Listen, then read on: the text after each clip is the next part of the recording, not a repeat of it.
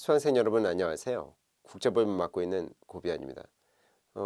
지난번 시간에 이제 무력 사용을 보았지 않습니까? 이제 무력 사용에서는 뒷부분에 보셨던 자위권 부분이 매우 시험에 잘 나오는 부분이기 때문에 잘 봐두셔야 된다는 말씀드렸잖아요. 특히 이제 자위권에서 이제 캐롤라인 공식 같은 거 웹스터 국무장관이 얘기했다는 그다음에 이제 자위권을 사용할 때는 자위권은 피칭국 즉 피해국이 증명해야 되는 거 아니겠습니까? 그다음에 이제 그때 자위권을 먼저 사용할 수는 있는데 즉각적으로 사용할 수밖에 없죠 현실적으로.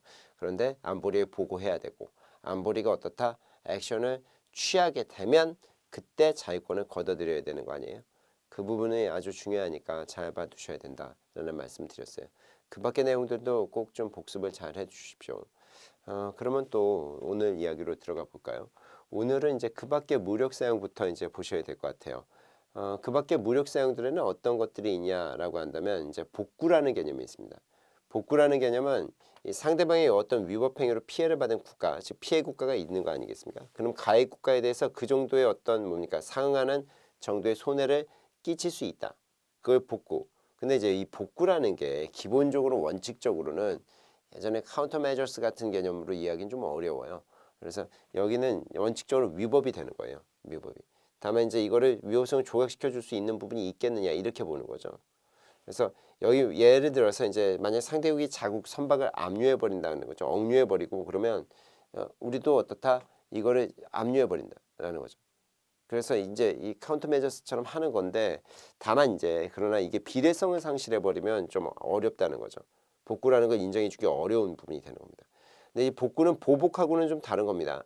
보복이라는 것은 이 복구라는 건 결국 이제 그쪽에 상응하는 조치를 하는 건데 이 보복이라는 건 그런 게 아니라 이 상대국의 비유적 행위에 대해서 상하는 조치를 하는 것을 얘기하는 거다라는 거죠. 그래서 이게 복구와 보복은 약간 구별되는 개념이다라고 좀 알아두셔야 됩니다.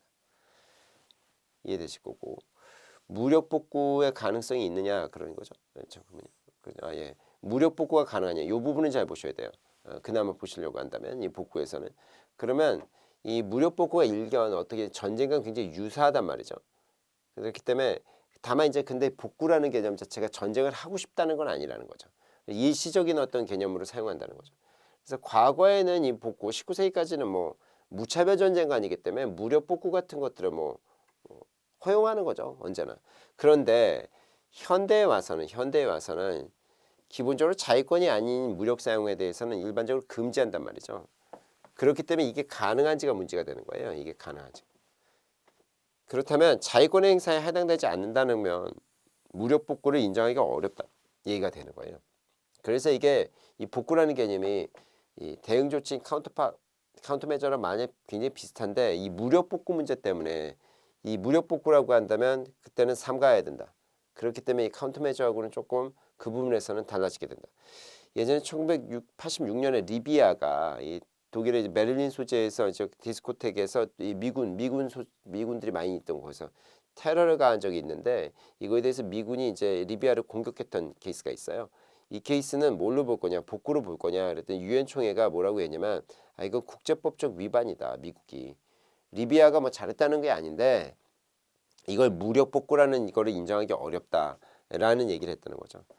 그래서 여기 지금 현재는 이 무력 복구를 원칙적으로 얘기하기 좀 어렵다. 다만 이제 최근에 테러가 자꾸 일어나고 있어서 이거에 대해서 가능한 거 아니냐는 논쟁이 좀 나오고 있어요. 근데 이 무력 복구는 국제법적으로는 원칙적으로 어렵다. 근데 인도적 개입이라는 게 있습니다. 인도적 개입이라는 것은 어떤 한 국가가 심각한 수준의 사태가 벌어지고 있는 거예요. 특히 이제 비인도적 사건들. 그러니까 그 내국민의 어떤 뭐라고 해야 되나 민주화 운동 같은 거를 뭐 무력적으로 진압을 한다든지 아니면 소수민족들의 어떤 그런 움직임들을 무력적으로 인권 유린적으로 진압하고 있다. 이런 경우도.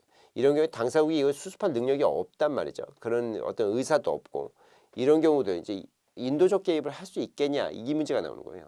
최근에 이제 인권법과 관련해서 굉장히 많은 부분에서 이게 얘기가 자꾸 나오는 겁니다.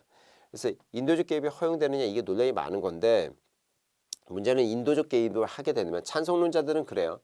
만약에 이 원칙적으로 내정 간섭적 성질이 있고 영토의 주권을 침범하는 부분이 있지만 이 비인도적 사체를 그대로 남겨둘 수 있겠느냐.